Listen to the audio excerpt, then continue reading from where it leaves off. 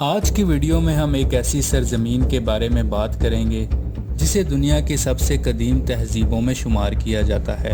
ہم بات کر رہے ہیں مصر کی، جو اہرام، فرعونوں، دریائے نیل اور قدیم علوم کا گہوارہ رہا ہے۔ آج کی ویڈیو میں ہم مصر کی تاریخ پر تفصیل سے بات کریں گے اور جانیں گے کہ کیسے یہ ایک عظیم تہذیب ابھری، ترقی کی اور وقت کے ساتھ خود کو کیسے بدلا۔ مصر کی تاریخ تقریباً 3100 قبل مسیح سے شروع ہوتی ہے، جب پہلی بار نرمر یامنیس نامی فرعون نے مصر کو ایک متحدہ مملکت میں بدلا۔ مصر کو بنیادی طور پر 2 حصوں میں تقسیم کیا جاتا ہے، بالائی مصر جسے جنوبی حصہ اور زیریں مصر جسے شمالی حصہ کہتے ہیں۔ فرعون نرمر نے ان دونوں حصوں کو متحد کر کے قدیم مصر کی بنیاد رکھی۔ دوستو، جب ہم قدیم مصر کی بات کرتے ہیں تو ہمارے ذہن میں سب سے پہلے عظیم اہرام آتے ہیں۔ گیزا کے مشہور اہرام تقریباً 2600 قبل مسیح میں تعمیر کیے گئے اور یہ آج بھی دنیا کے 7 عجائبات میں شامل ہیں۔ ان اہرام کو بنانے کے لیے ہزاروں مزدوروں نے کئی سال محنت کی۔ ان اہرام میں فرعونوں کی لاشیں دفن کی جاتی ہیں، جسے ممی فکشن کے ذریعے محفوظ کیا جاتا ہے۔ قدیم مصری تہذیب میں مذہب کو بہت زیادہ اہمیت حاصل تھی۔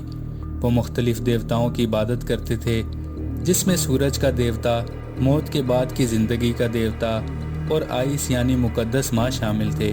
ان کا عقیدہ تھا کہ مرنے کے بعد ایک نئی زندگی شروع ہوتی ہے، اسی لیے وہ اپنے مردوں کو خصوصی طور پر دفن کرتے تھے۔ تحریر کی بات کریں تو مصر کا ایک منفرد تصویری رسم الخط تھا۔ یہ تحریریں عام طور پر دیواروں اور مندروں پر لکھی جاتی تھی۔ مصر کی تاریخ میں کئی مشہور فرعون گزرے ہیں۔ تونخام ایک کم عمر فرعون تھا جس کی قبر 1922 میں دریافت ہوئی اور اس میں ملنے والے خزانے نے دنیا کو حیران کر دیا۔ رمسیس دوم، اسے مصر کا سب سے طاقتور فرعون سمجھا جاتا تھا، جس نے کئی جنگیں لڑی اور عظیم و شان عمارتیں تعمیر کرائی۔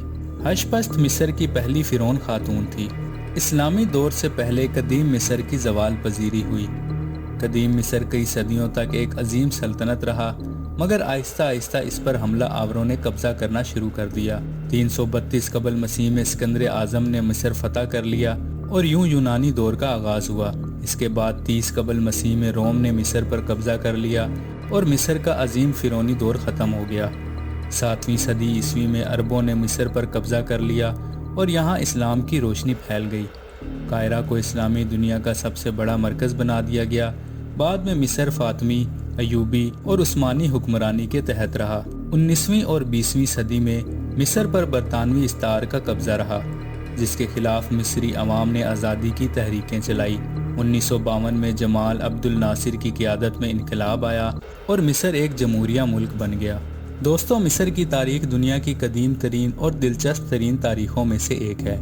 یہ تہذیب دنیا کے کئی رازوں سے پردہ اٹھاتی ہے اور آج بھی مصر اپنی قدیم ورثے اور ثقافت کی وجہ سے دنیا بھر کے سیاحوں کے لیے پرکشش مقام ہے۔ مزید ویڈیوز کے لیے چینل کو سبسکرائب کریں۔